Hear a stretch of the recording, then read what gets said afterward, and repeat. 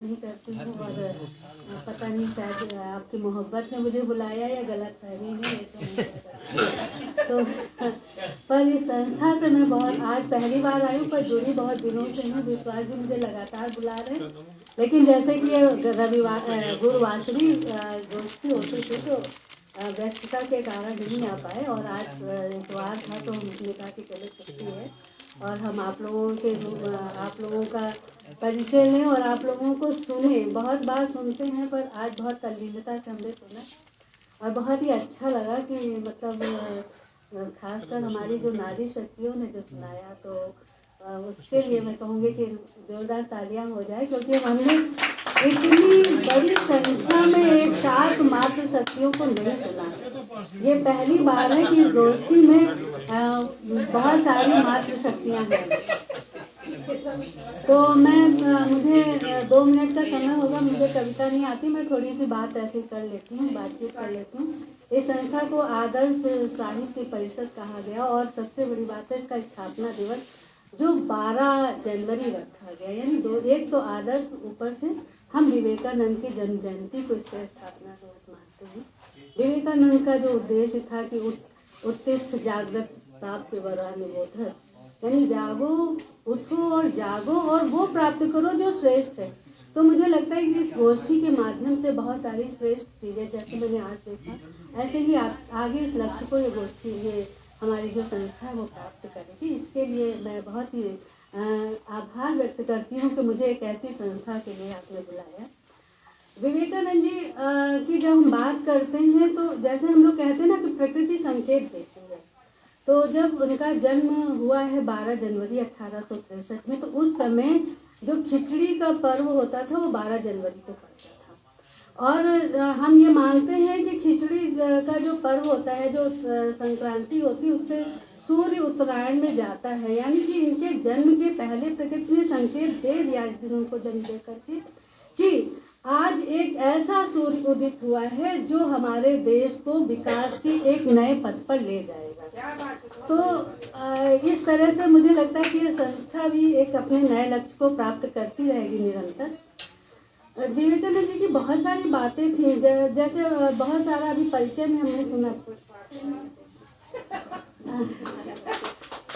बहुत सारा हमने परिचय में सुना, जैसे कि उन्होंने कहा कि वो शिकागो में गए और उन्होंने अपना जो संबोधन किया कि my dear brothers and sisters, उन्होंने मतलब इतने मंच में विश्व सम्मेलन में जो गया और जिसने ये बात जमकर कही भारतीयता को, हालांकि उन्होंने जाने से पहले ये बात कही थी कि मैंने पूरा भारत घूमा है और यहाँ पर जो गरीबी, जो दरिद्रता, जो असहायता है उसको दूर करने के लिए मैं वहाँ पर जा रहा हूँ और अपने धर्म की बात को वहाँ पर करूँगा।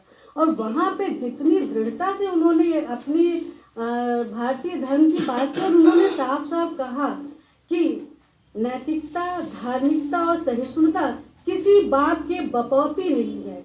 ये बात एक दूसरे मंच से कहना विवेकानंद की एक बहुत बड़ी सामर्थ्य थी जो वो कह पाए।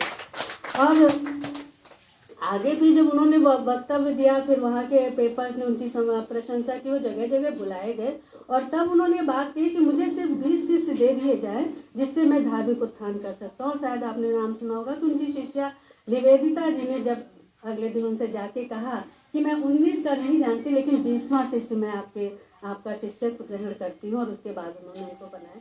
तो इस तरह से दूसरे की धरती पे जाके अपनी बात कहना और अपनी बात मनवाना, ऐसे श्रेष्ठ गुणों से युक्त। और साथ में उन्होंने ये नहीं किया कि वो सिर्फ धर्म के लिए, वो उनको इसीलिए योद्धा सन्यासी कहा जाता है ना, वो तन से योद्धा मन से सन्यासी थे।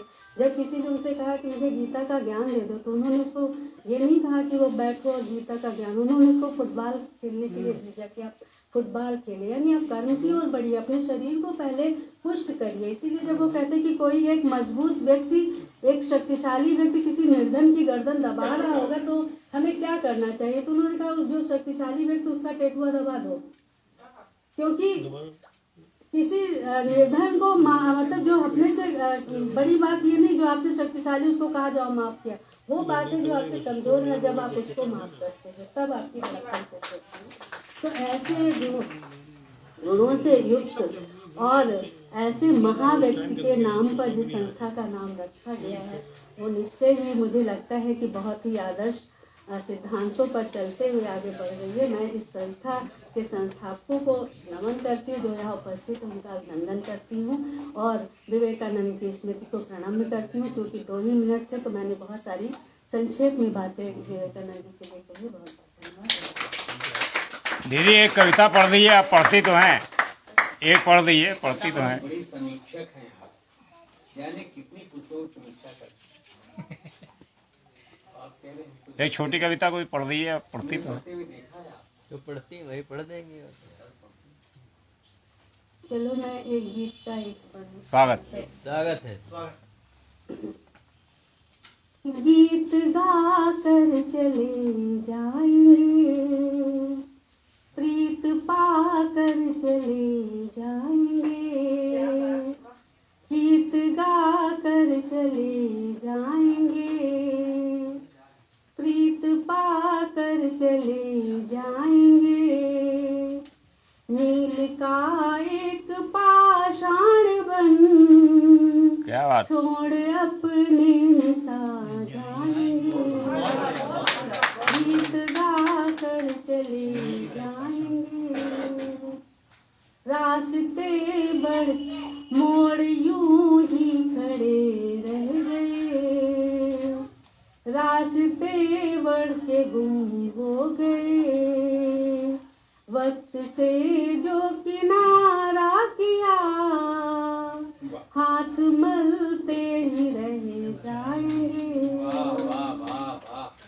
है धन्यवाद। है गगन में सितारे बहुत, है चमन में नजारे बहुत, सूर्य जाए पिघल भी तो क्या दीप बनकर चमक जाएंगे, गीत गा कर चले जाएंगे, जिंदगी है वतन के लिए, ताज सा सिर कफन के लिए, जिंदगी है वतन के लिए, ताज सा सिर कफन के लिए, हौसलों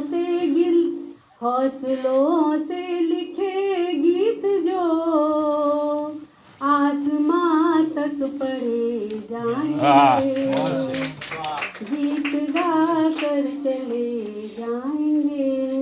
और अंतिम बंदर कि लो चले आए हैं हम यहाँ, राग मंदाकिनी है जहाँ, लो चले आए हैं हम यहाँ, राग मंदाकिनी है जहाँ, नीर सा जो छलक जाएगा पानी करके चले जाएंगे, गीत गा कर चले जाएंगे। बहुत बहुत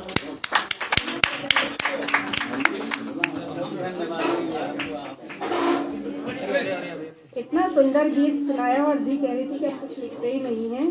और आज के जो हमारे मुख्य अतिथि जी हैं डॉक्टर मधु शर्मा जी, मैं उन्हें सादर आमंत्रित करती हूँ आप आएँ और अपना काम स्टार्ट करें। एक बार जोरदार तालियां आप सभी बजा दें।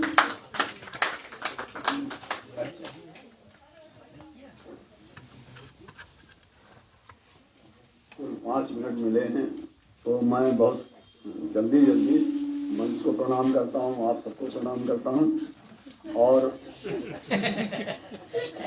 वीणा पाणी को प्रणाम करता हूँ और स्वामी विवेकानंद जी को प्रणाम करता हूँ। 2 बातें विवेकानंद जी के विषय में कहना चाहता हूँ। इन्होंने रश्मि सिंह बहन ने बहुत बातें कही और बड़ी महत्वपूर्ण बातें कही। हमें पता ही नहीं था कि वो कविता भी लिखते हैं, ये हमें पहली बार पता लगा। अजय वो मंगल जी ने ये बात बताई। तो एक तो ये कि जो हिंदुत्व का पुनरुद्धार आज मोदी और योगी मिलकर कर रहे हैं, इसका प्रारंभ विवेकानंद जी ने किया। दूसरा ये कि बड़े मोटिवेटर आजकल टीवी पे आते हैं। विवेकानंद जी के 10 सूत्र हैं, अगर एक भी सूत्र जैसे ये लिखा हुआ है, उठो जागो और लक्ष्य की ओर बढ़ो, तो एक भी सूत्र अगर आदमी अपने जीवन में उतार ले तो उसका जीवन सार्थक हो जाएगा। तो ऐसे प्रणम्य व्यक्तित्व के लिए यहाँ लोग इकट्ठे हुए हैं और ये उनके नाम पर ये संस्था चल रही है, तो मैं उनको बहुत साधुवाद देता हूँ। और जो मुझे बुला के यहाँ बैठाला उसके लिए एक मुक्तक उनको समर्पित कर रहा हूँ कि गीत अपने आंसुओं के नाम कर दूंगा, हर खुशी को चांद सा बदनाम कर दूंगा, और फेर ली अगर नजर तूने तो कसम तेरी, याद में ये जिंदगी नीलाम।